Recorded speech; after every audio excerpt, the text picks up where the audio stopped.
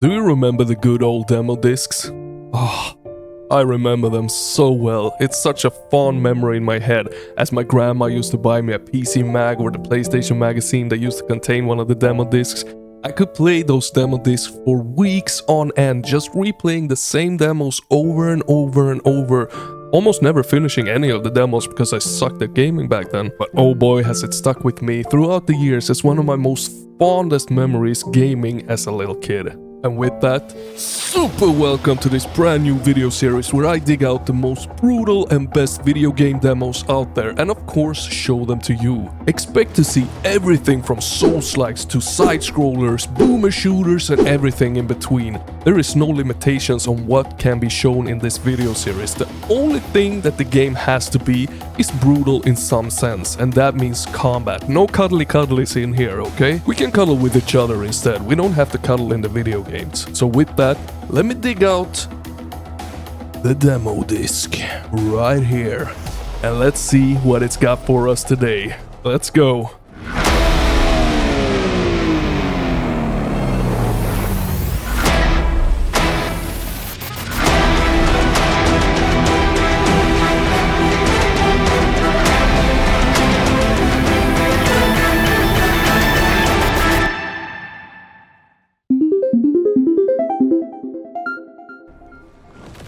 Now those of you who have been following me for a while know that Souls-like games have never been my cup of tea. I've always found them far too punishing, with a steep learning curve that feels more like climbing a vertical wall than a gradual ascent. It's just not the kind of challenge I usually gravitate towards. But as time went on, I found myself drawn to them more and more, not because I suddenly developed a love for punishment, but because these games just look so damn cool.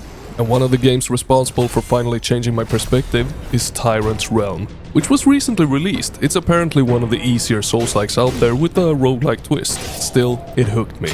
It was challenging but approachable. Most of all, it was so much fun. So when I came across the first Berserker Kazan, I simply had to give it a spin. I mean hell, just look at this footage. How can you not be intrigued? It's brutal, it's bloody, it's beautiful in the most savage way possible. So to my absolute utter shock, I fell in love with this game as well, and that means 2 Souls-likes in a matter of weeks. This has never happened before in the history of Slim Bradsky. Now let's break down why Kazan stole my heart.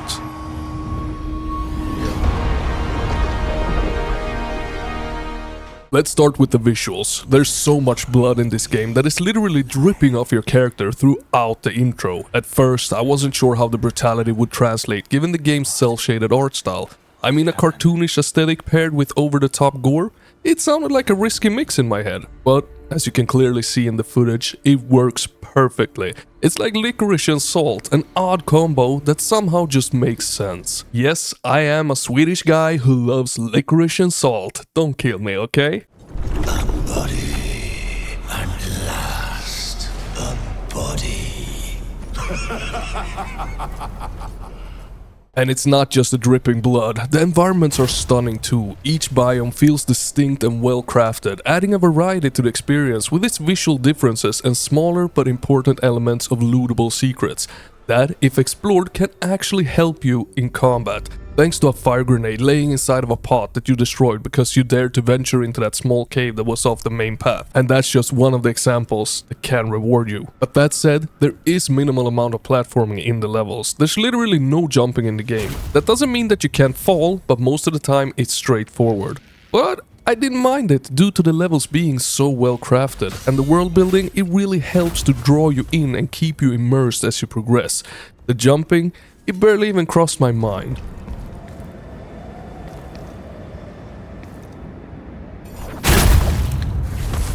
Now when I started the game, I was honestly terrified. Would I even make it past the tutorial texts? I've been burned by Souls-likes before, struggling to grasp even the basics of them. But this time something just clicked. Maybe it's age giving me the patience I never had, or maybe I've accidentally become a paragod without even realizing it. Either way, I made it through, and to my surprise, I barely even struggled. The combat in Kazan focuses heavily on parrying. Timing your parries right will open up windows for you to deal damage.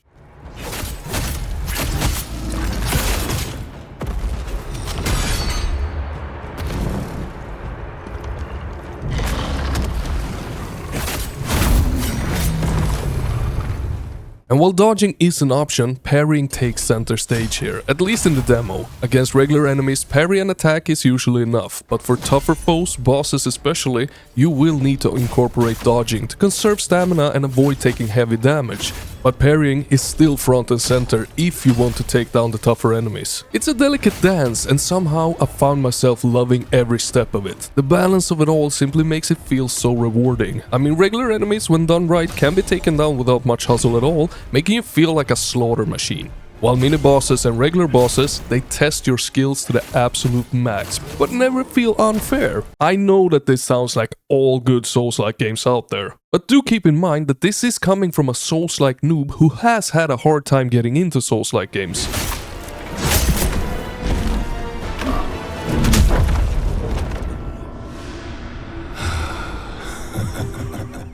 Another aspect that really helped me fall in love with Kazan is how fluid and responsive the controls feel. Animations are smooth, the effects are satisfying, and the controls, they do exactly what you want them to. It gives you just enough time to react, making success feel earned and not impossible. And that is a lot easier said than done. I have tested out a lot of Souls-like games out there, but I always felt like the stamina was too unfair, or the controls weren't responsive enough, or the combat was simply too punishing and I couldn't really get past it. And the general response to that is, hey, you suck. You gotta get skills. You're too bad at video games. That's why you don't like these games.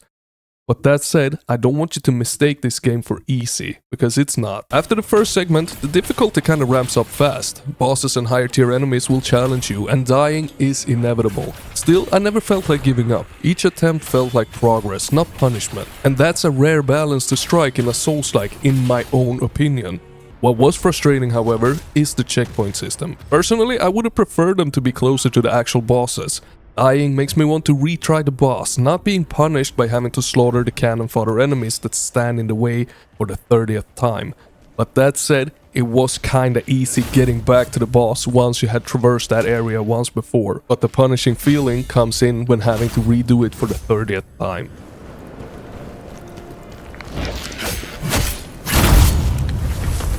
Now, the game doesn't stop at great combat and visuals, it offers layers of depth with gear that has unique stats, items to use in battle, and skill points that you can allocate to stamina, health, attack damage, and more. You can customize your build to suit your playstyle. Whether you prefer brute strength, speed, or a balanced approach, this game has you covered. But it does it in a way that never overcomplicate things. Each gear, each trait that you upgrade clearly states what it does, what it improves, and how it will change the character and its movement or attacks or whatever it might be. Which is yet again another aspect that often throws me off when it's done in an overly complicated fashion. And I've seen that quite a lot in Souls-like games before.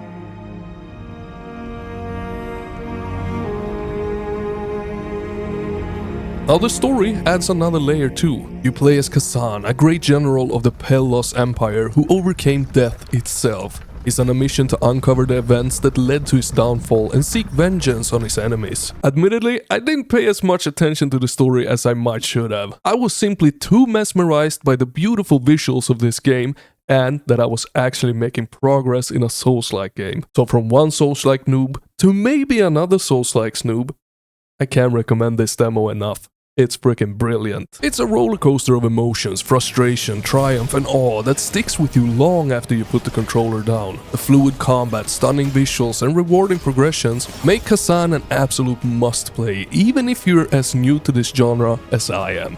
So give it a shot, who knows, it might just change how you feel about Souls-likes forever, just like it did for me.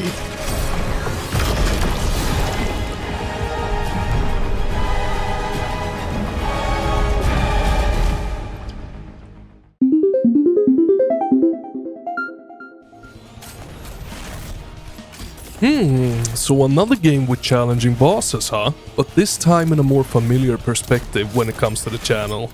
Unyielder is a first-person shooter boss rush game with roguelike mechanics. Story-wise, Honestly, in the demo, there is not much story visible at all. You're thrown into the world of Unyielder, more specifically a small area with weapons for you to pick up, and off you go and start killing bosses. But here is what I could dig up outside of the demo in regards to the story. Erebus, the capital city of Antarctica, 1972, a hotspot for apocalyptic-level events. After decades of existential torment, Erebus finally collapsed. Towering derelicts of the once concrete utopia are buried in dunes of rust. Pneuma, that I cannot pronounce, is a byproduct of entropic weapons. Man made heaven. And that honestly doesn't give me much to work on. I understand pretty much half of that text. But I guess it gives us some kind of backstory as to what this place is and why we are here. At this stage, I just hope that it's much better explained in the actual full release of the game. Because as is now, it's not even visible at all in the demo. So this being a boss rush game kind of reminds me in some regards to the wave of post-Void-like games or sumo shooters that we have had in recent times, like Mullet Majak, Cruel, and Warstride challenges to name a few. But Unyielder comes with a twist, and that's of course the focus on bosses. In the demo, there are no regular enemies to speak of. What we get are 2 bosses and a handful of locations where we can face off in. But the similarities to these post-Void or sumo shooters come in thanks to its absolute non-stop hectic action from start to end. Just like in post-Void-like games, you need to have 100% focus to make it out alive. You need to dance around your enemies, or in this instance, your enemy. Fire at the right moment and switch your weapon for maximum carnage. There is no time to breathe until whatever is in front of you is dead. Okay, I'm getting a bit ahead of myself here. Let's start from the beginning of the demo.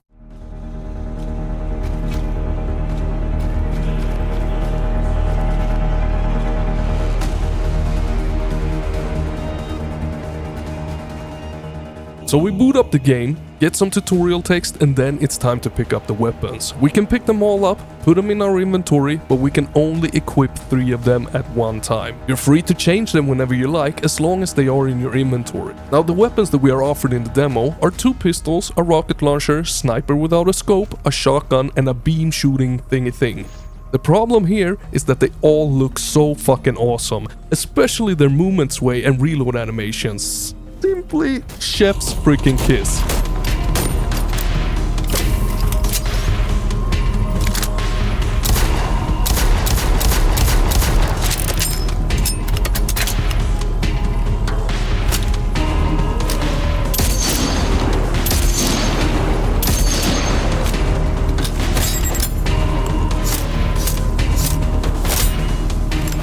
Why is that a problem though? Well, visuals is what I usually base my decision on. Which weapon or weapons do I actually want to use?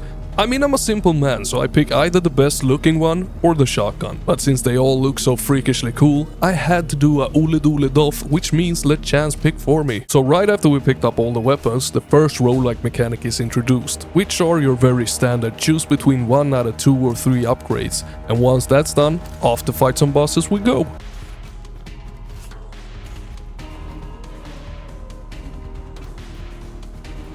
So every time that I play this demo so far, these 3 locations are the ones that I get to choose. So I'm guessing these 3 locations are what is in the demo. We pick one, and then it's time to kill. But before we kill, let's touch a little bit on the visuals. As I said, the animations on the weapons are really chef's kiss. I really like them. They're fluid, a little bit over the top, but not to a degree where it gets annoying. It just touches on the sweet spot of awesome. And this is actually throughout everything in the game, not just the weapons. The environments, they look cool and interesting, very sci-fi, post-apocalyptic, and small details like leaves blowing and the doors, etc. all have that awesome sweet spot of awesome to them.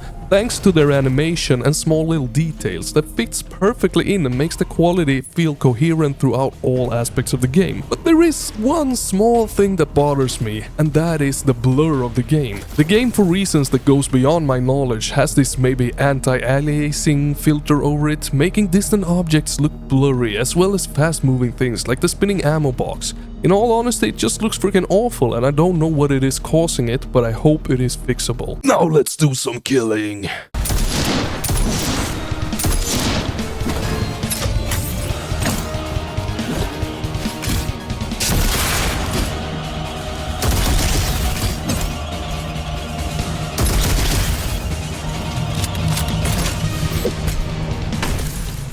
And wow, instantly you can feel how polished these controls are. The movement is extremely fast, yet very controllable. The jump is perfectly trimmed to work like a yin and yang combined with the crouch slide, as well as the 3 arenas in the demo, none of them being overly complex or large, but just enough for you to fly around in while avoiding the attacks from the boss.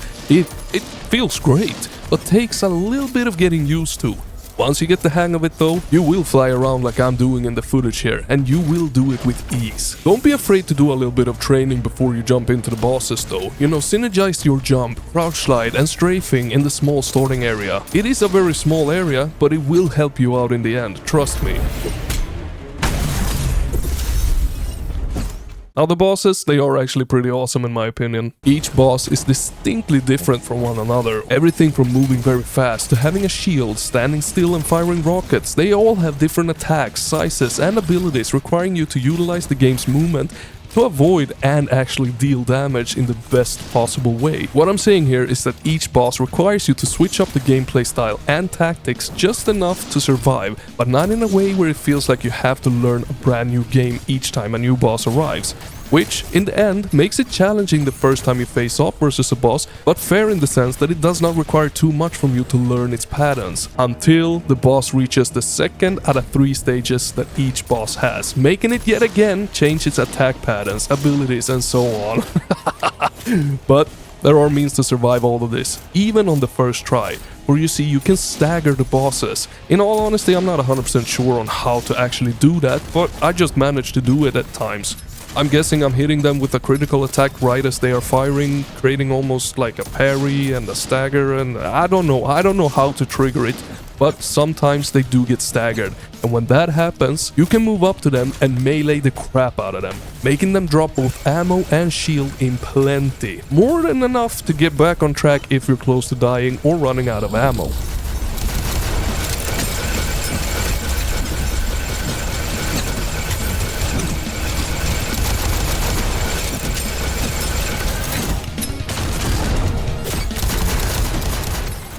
So the movement is sick, the environments are pretty beautiful, especially with all their small details and animations. The bosses are unique. But what about the actual combat, the firing of guns? Well, taking the great animations from the guns, their looks, and then adding the sound and beautiful cel-shaded explosions they create by the hit feedback, it just blends an incredible cocktail of satisfaction and fun, and that's where I'm going to leave how the guns feel. They feel great. But I want you to know this, at times it can get a bit chaotic, a little hard on the sight actually, meaning the effects they can get a bit overwhelming, so much so that they block the vision, making it almost feel like you're a bit dizzy at times, especially the rocket launcher, which creates the biggest explosion and tends to be the most effective weapon versus the bosses in the demo at least. Maybe adding a bit of transparency into the effects would help, not sure, but as is now, it tends to become a bit too much in the heat of action.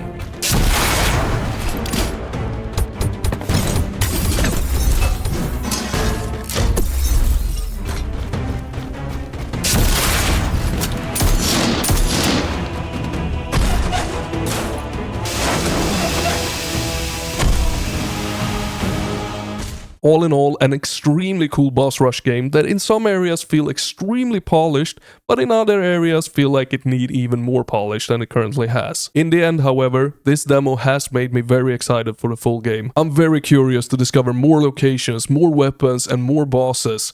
The thing that stuck with me the absolute least are the roguelike upgrades. They were the least exciting in this whole cocktail of explosions and fast movement, but I do certainly look forward to playing more of this.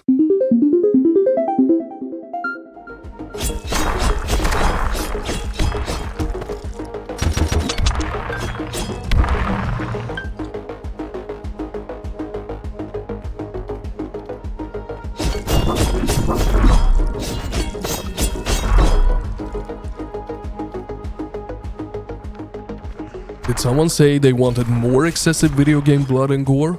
Good. Katanut, or however you pronounce that, has you covered. But this time in pixel form. Rather simplistic pixel form overall, but when it comes to the gore and dismemberment, it's much more detailed. Katanaut is a side-scrolling pixelated roguelike that combines firearms, swords, and abilities for absolute maximum carnage.